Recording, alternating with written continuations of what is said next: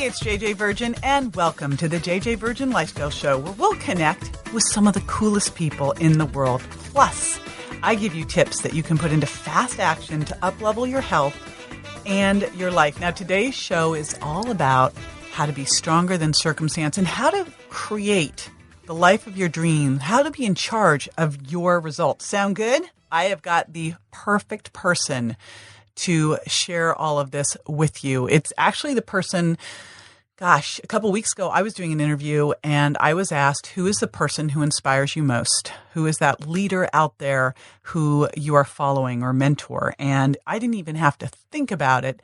Mary Morrissey's name was the one that jumped out at me. Let me tell you a little bit about Mary. If you're not familiar with her, she's a transformational speaker, author, executive coach, and corporate consultant. And here's what I love. I mean, there's so many things I love about Mary. I'm going to be like a gushing person here. But one thing that's amazing is that this woman has been through more challenges in her life: bankruptcy, divorce, losing businesses. I mean, just amazing things. And she is just the queen of resilience and also the queen of recreating herself and continuing to build on her success and create a business she loves and that has helped. I think at this point now she's in the hundreds of thousands of people helped.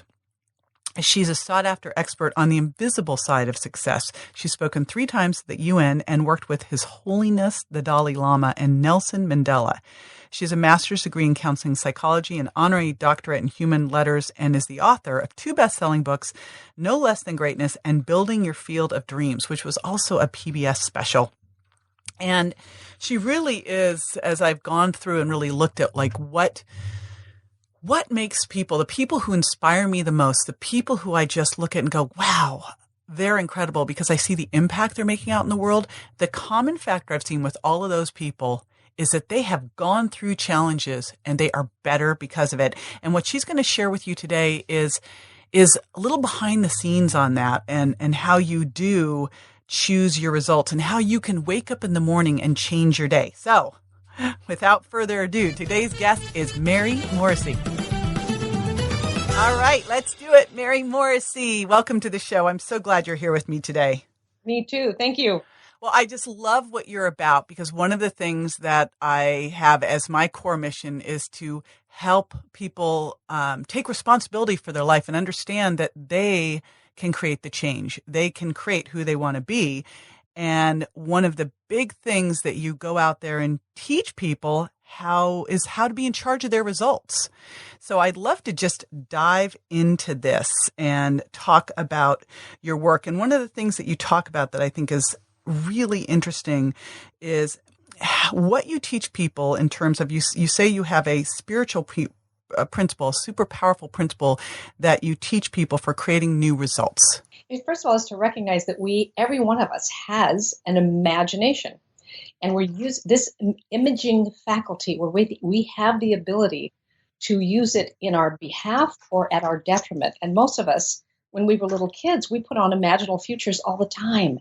We're going to be a ballerina, we're going to be an astronaut, whatever it was, and everybody around us that we respected said, "Oh, isn't that cute?" And by the time we were 5, we were told to stop doing that. Stop daydreaming. Pay attention to what's coming at you. Repeat what we already know, and we're going to call you educated. And I, like many of us, spent 16 years, 18 really for me, with graduate school, investing in systems of learning that were coming from the outside in, and missed the piece about the gifts that are inside each one of us for literally being able to create results that we're in love with, not results that are just a little bit better or just dissolving a bit of the pain we have, but actually to design and then live from a frequency that's a match for a life we're absolutely in love with. And that occurs through this superpower. First stage of it is this superpower called imagination. We use it. Most of us have been trained to use imagination as adults actually to terrorize ourselves. Ooh, to terrorize. I might have done that a little bit.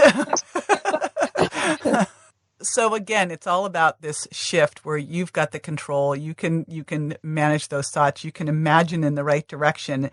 And you talk about 2 signals from our soul that help us uncover our dream. What are those?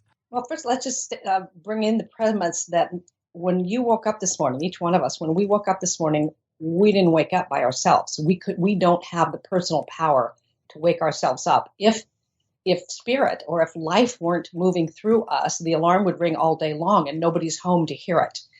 Life woke us up this morning. Life is beating our heart right now. Give it any name you're familiar with. That life actually speaks to us through, call it a still small voice, call it a hunch, call it intuition. But it is speaking to us of a larger, freer, fuller life that is seeking to emerge by means of each one of us. And that life is pressing through a blade of grass today to be a better blade of grass. It'll press right through cement seeking the light. And the same life energy is seeking expansion by means of each one of us. So it speaks to us through longing and discontent.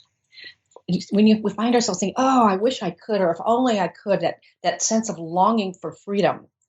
Or when we're thwarting the flow of life in us through fear or doubt or insecurity or procrastination, it speaks to us through discontent. It turns the volume up on stuckness. We feel more and more discontented with, oh, this is just going to go on forever. Mm-hmm. And what happens with life, the river of light or the river of life that pours through us, you're not one of us. Our ego is not strong enough to stop its flow. We direct its flow through our mindset. We direct our flow through how we interact with it. But when we don't express it in a creative or uplifting, expansive way, it mutates. It forms a version of itself, a symptom of unlived life. And it'll get our attention. It'll knock us down. It's dis-ease in some form. It'll show it relationships and money and health and all different versions of unlived life. So longing and discontent are sacred signals from the soul. I think as you're talking about this, one of the things that happen, one of the attributes in Miracle Mindset is to live in the present. And when my kids were little, right before Grant's accident, for months before Grant's accident, I'd made this decision that I wanted to be more present for my kids. And I was writing it in my journal every day. I am more present for my kids, but Mary, I was not doing anything about it. And all these opportunities, of course, kept showing up, right? They were there every day. The more I said, I want to be more present for my kids and didn't do it, the louder those opportunities became. And I still didn't pay attention to them until the ultimate one came. And that was Grant getting hit by the car, which nothing snaps you into the present like that. And so do you see that happening with people where they're just not attuned to these signals? I mean, I think about so many of the things. I can come from the health perspective where someone's sick and they just mask it with, prescription medications, and they just try to avoid the information that their body's trying to tell them. Oh yeah, when we talk about information, your energy, it speaks through the body. It speaks really through this information system called our soul. So it comes through, longing, discontent. And people, if you don't, for every one of us, it starts out almost like a feather on the cheek. It's like, boy, I would really love to. And then, so if we will just pay attention to what we would really love, most of us, we don't entertain that question, what would I love? We entertain the question, what do I think? What do I think I can do? What do you think I can do? What does the economy say I can do? What does my history say I can do? And so we live small, muted versions of ourselves. But if you'll just ask, if money didn't stop me, if time didn't stop me, if my history, if my education, what would I love? And the first really entrance into a new doorway of living is to let yourself know what you would really love.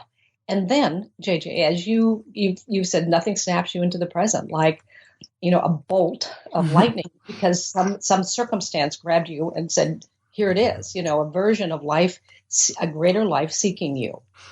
And if it turns out to be what looks like a big problem, then you want to take the steps that JJ teaches, because you can navigate anything with awareness. And she's downloaded a very clear set of awarenesses around how to navigate an extremely difficult time, and use that experience rather than to bury you or destroy things, actually to become the very thing that you live from, that actually not only helps you and your family, but many, many, many others. So there's nothing that can happen that can stop any one of us except by our consent. So it's often just taking a step. And that first step could be just really documenting, writing for 7 days any idea of what you would really love in your life, what you would love to change in your life, but then saying, I want no more pain in my life. If I'm not having pain, what am I having? So you write the creative version of it versus the negative version of it. So I would love, I move freely. I get out of bed with energy. I'm in an amazing relationship.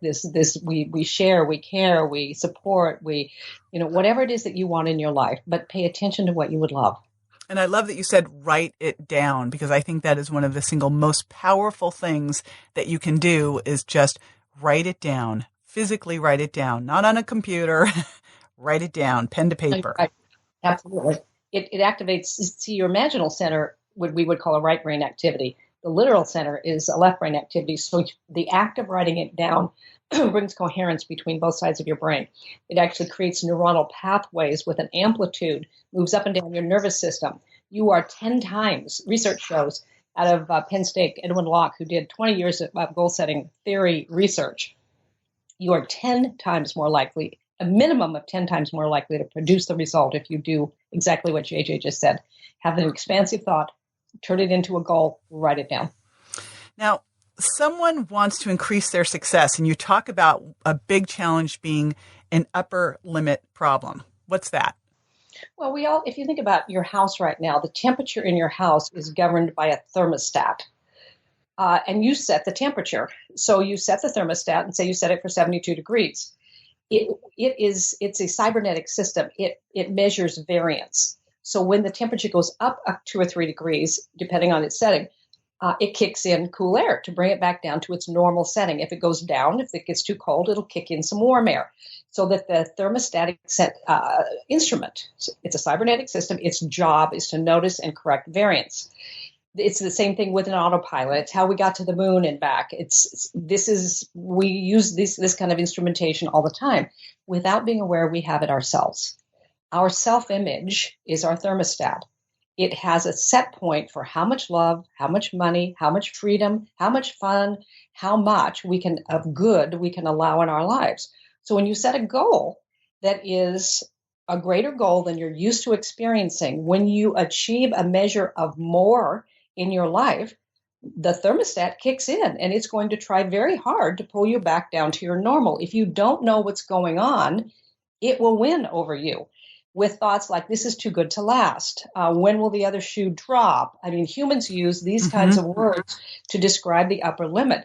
We have to move that new freedom, that new whether it's money or love or any of it, and recognize that when thoughts of contraction come to us, it's just the thermostat trying to kick us back down to less good, and we breathe into it and make it we're generating a new normal. It takes awareness and then some simple things that you can do to actually generate a new set point. That's why your mindset work is so powerful, because you're actually creating a new thermostat that allows for a whole lot more freedom in life. Yeah, and it applies to everything. I think back of, working in health and weight loss for 30 years, and you see it so often. People get to where they want to be, and then they go and they sabotage themselves because they're not comfortable there. They have to they've reached that upper limit, and they go back and self-correct to where they believe they should be. Yep. Incredible. So one last thing, because, I am so inspired by you. I've known you now for a couple of years, but I've known of your work for years and years, and you continue to reinvent yourself, face challenges. When I look at someone who I view as just the queen of resilience, it is you. You face some of the biggest life challenges, from divorce to bankruptcy to losing your business, and you come through it, and you're bigger and better than ever. Now, how have you done this? What do you see? Because I see you not just sustaining your success over decades, but just continuing to build on that success. I mean, is there a secret in here, Mary? In 1971, I became interested in how results occur. And I became interested in transformation and then applying that into a vision. And so my first work that I built for 23 years that I did lose and go through that really difficult, horrible time in my life, and then took the learning from that. I harvested what the learning was. And one day I realized, well, I could lose the business, but I haven't lost the awareness that built the business. Only now I'm a smarter businesswoman because I can see what I did that allowed for somebody to come in and manipulate that business and ultimately be part of why I would lose it. I let that happen. I won't do that again. And I take that learning and apply it. And the other thing is, I think any of us who want to build something, you have to be in love with it. Steve Jobs said, find what you love. It's as true for not just in your lovers, it's true in your life. If you love what you're doing and you have a failure or it doesn't work out and you're still in love with it, then you find a new way to express that. And the business I've built over the last decade, 15 years now, is, it not only replaced the success I had before, it's 10 times the success. And that's evidence of taking awareness. And for any of us, when you want to start something fresh or you want to start something new, the most important thing is study. That's why I'm so thrilled about your Mindset Academy and your Mindset program, because if people will just study how to have a mindset and then practice these simple tools and turn them into habits, there's not one thing you could want that you can't bring into your life. And you've got a great ebook that you're going to be giving all the listeners too that I'm super excited about. And thank you for talking about the Academy. I am in love with your work and I want everyone to know more about you and experience your work. And of course, they can go to marymorrissey.com, but that in the show notes, I will have this link to your ebook, Stronger Than Circumstance, at jjvirgin.com/Mary. Mary, can you tell us a little bit about what they will get from this ebook? Right. Most of us think we all have circumstances. And if we're not careful, circumstances have us. And we try to change our lives at the level of circumstance. And so Stronger Than Circumstances gives you some very simple but highly effective tools for how you could have a circumstance without the circumstance having you. And then as you work with that, you come to find that circumstance was actually the lever for a forward momentum that is in the direct relationship to the life that you would really love living as you dream it. Now, I'm going to throw a curveball at you. And thank you again for providing that for everybody. That is just fantastic. And again, this is someone who you want to have in your life. For everyone listening, you want to have Mary in your life. Sometimes I just, hear your voice and it's like I just feel better. I feel like I can take on more. So thank you so much for providing that. Now, here's the curveball, Mary. What's one thing you do every day that makes the biggest difference in your life? This is going to sound deceptively simple. I realized many years ago that when I wake up in the morning, I don't get to enter into the day without a mindset. It's a matter of being aware of my mindset for the day. So I installed a practice that I do to this day, and I do it every day. Some days I wake up and it's easy. Some days I wake up and there's been something on my mind as I went to sleep, and I have to cause myself to do this. I do this when I feel like doing it, and I do this when I don't feel like doing it because of the difference it makes. And that's when I come to awareness that I'm waking up. There's a moment for every one of us when we begin to wake up and thoughts begin to flow. So when I notice that I'm waking up, I consciously cause myself to realize I'm waking up to this day. This is a brand new day. This is a day that has never been lived before. It's a remarkable, unrepeatable, irreplaceable gift of this human life that I am being given. Not everyone is waking up today. My friend Wayne Dyer, a couple of years ago, we've been friends since 1987, went to sleep on a Saturday night. His calendar was packed for the next 3 years. He just didn't wake up the next morning. So as I'm waking up, I'm saying, this is a brand new day. It's given unto me. It's the greatest gift life has to give me is a day of my life. I want to be awake to that. It's an unrepeatable, irreplaceable, remarkable, I say those same words every time, gift in my life. Nobody gets to think my thoughts today but me. Nobody gets to choose my actions today but me. So may I walk through this day awake at the helm of the power that's given to me. This is not just another day. This is the one day I get to live. Because we're only ever living in the present moment. So this is way and before I ever put my feet on the floor. I have done a minute or so of this, and it just creates an energy from which I then move into my day. So I don't start my day with a to-do list. I start my day with how I'm going to be. And I'm going to be in gratitude for this day. I love it. And that honestly, starting the day in gratitude is what pulled me through the darkest times with Grant. Mm-hmm. Finding that gratitude every day. Mm-hmm. So thank you for that. Truly works. And I love the way that you do it. I've been getting up and writing, but now I've been working, just like you've just said, on my self-talk before I even reach over and grab the journal, which is the next thing I do. So that is fantastic. Now, I want to remind everybody to grab Stronger Than Circumstance at jjvirgin.com/Mary. And Mary, thank you so much for joining me today. Thank you, JJ. So appreciate it. Now, after the break, I'll be answering a listener's question, so stay with me. Fact. The true cause of weight gain is not calories. It's food intolerance. A negative reaction to certain foods, even foods you thought were healthy, can lead to a variety of symptoms including weight gain, acne, bloating, and lack of energy. The solution is simple. Avoid the foods your body doesn't tolerate. But which foods? That's the secret JJ reveals in her book, The Virgin Diet: Drop 7 Foods, Lose 7 Pounds, Just 7 Days. Discover the sneaky 7 foods by visiting jjvirgin.com/books and be on your way to losing 7 pounds in just 7 days. Welcome back. Now, this is the time where I answer a listener's question, and today's question comes from Darren in Costa Mesa, and he writes on my Facebook page, JJ, I'm curious, what would you consider your top 3 health habits that keep you fit and healthy? All right. That was one I had to stop and think about for a second, but I didn't want to think too much because I really wanted to give you the top 3 things that come to mind. So here they are.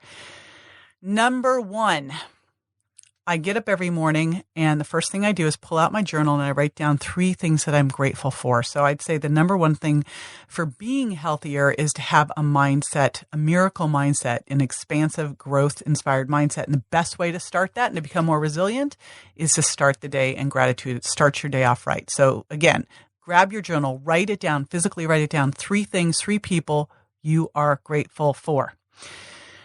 Next thing, get a good night's sleep. My gosh, if I could just pick one thing, I see so many people stealing from sleep in an effort to get more done, and it really is counterproductive. The most important thing you can do to really achieve hormonal balance, have better insulin sensitivity, better stress hormone responses, all of that is to get a good night's sleep. It's when you heal. It's when you repair. Super important. And that means 8 to 9 hours of uninterrupted sleep, quality sleep during the normal circadian rhythm. Waking up without an alarm, feeling rested and cheerful and ready to take on the day. You're probably going, yeah, right, JJ. It is possible. And I've done a lot of podcasts now and blog posts, etc. on sleep. You can look for my podcast with Ariana Huffington and with Sean Stevenson specifically, where I talk about these. So you can do this. And then finally, now you knew I was going to say this one, if you've been around my community at all. I start every day, the meal I start the day with is my shake. And the reason I am going to preach this is I see so many people start the day with dessert. Oh my gosh, they do a gluten, dairy, sugar, carb slam overload and just starts them off on a roller coaster, blood sugar roller coaster. They'll never get off. So do me a favor, start the day with a shake. I use my all-in-one protein powder, some coconut or almond or cashew milk, a little avocado, a little spinach, sometimes some berries. I throw my extra fiber. It is easy. And then I spin it all up in my NutriBullet and away I go. I travel with this. I used this in the hospital. When Grant was in the hospital, I was making him smoothies.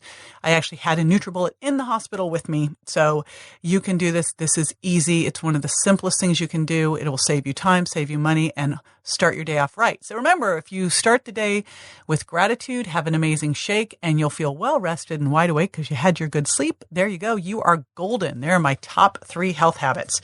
All right. If you would like to submit a question, pop on over to my Facebook page at JJ Virgin Official. Look for the one with the little blue check mark. And I need a little help here. If you could jump over to Stitcher or iTunes and leave a review for me. Ooh, a 5-star review would be even better. And while you're there, subscribe, and share the show with your friends. Oh my gosh, I would so appreciate that. Thank you. It helps so much. All right, this is JJ Virgin signing off and reminding you to live courageously. Show up. Step up. You are stronger than you think.